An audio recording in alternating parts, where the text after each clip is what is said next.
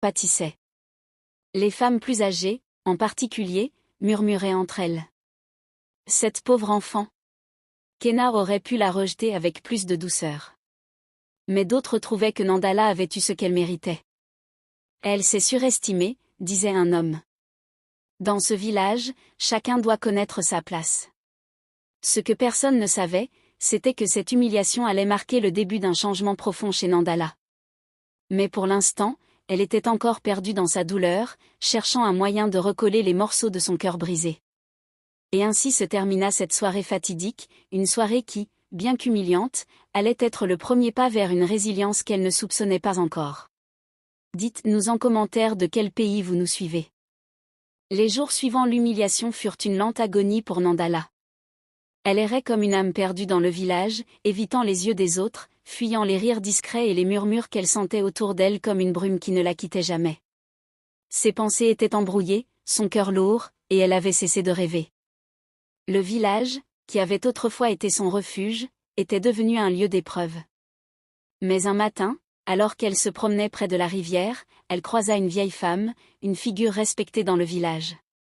C'était Mama Connie, la sage du village, une vieille dame avec des cheveux blancs comme l'écume des vagues et des yeux aussi perçants que ceux d'un aigle. Mama Connie était celle à qui tout le monde allait chercher des conseils, surtout quand les temps étaient durs. Elle remarqua immédiatement la tristesse qui enveloppait Nandala et lui fit signe de la suivre. « Viens, ma fille, » me dit-elle d'une voix douce mais ferme. « Nous avons beaucoup à discuter, et je sais que tu portes un fardeau lourd. » Nandala, bien que réticente au début, suivit la vieille femme. Elles s'assirent sur une grosse pierre, près du bord de la rivière, et Mama Connie commença à lui raconter une histoire. Une histoire qui allait changer le cours de la vie de Nandala. Il y a longtemps, ma fille, commença Mama Connie, une jeune fille du village, tout comme toi, était amoureuse d'un jeune homme. Elle l'aimait profondément, mais lui ne la voyait pas. Un jour, elle décida de lui avouer son amour, tout comme tu l'as fait.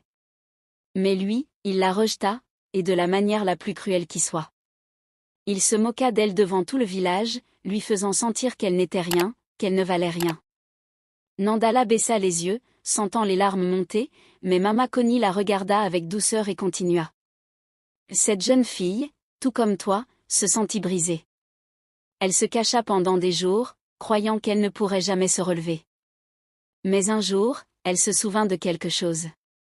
Ce n'est pas l'opinion des autres qui détermine ta valeur. C'est ce que tu crois en toi-même qui compte. Elle marqua une pause, puis ajouta. Cette fille, ma chère, se leva.